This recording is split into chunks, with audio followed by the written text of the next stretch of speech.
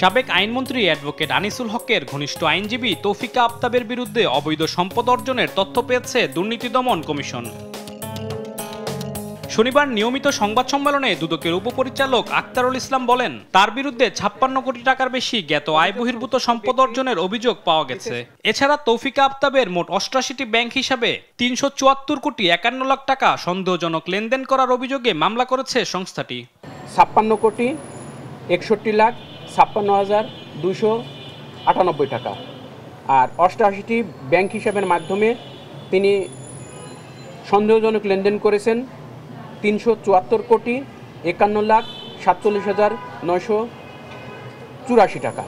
অভিযোগ সংশ্লিষ্ট তৌফিকা আফতাব ওরফে তৌফিকা করিমের বিরুদ্ধে দুর্নীতি দমন কমিশন আইন ২০০৪ এর ২৭-১ ধারায়, মানি লন্ডারিং প্রতিরোধ আইন ২০১২ সংশ্লিষ্ট ধারায় কমিশন একটি মামলা রুজুর সিদ্ধান্ত নিয়েছে। এদিকে উপদেষ্টা আসিফ মাহমুদ সজীব ভুঁইয়ার সাবেক এপিএস মোয়াজ্জেম হোসেনের দেশ থেকে নিষেধাজ্ঞা ও এনআইডি বন্ধের আবেদন করেছে দুর্নীতি দমন কমিশন।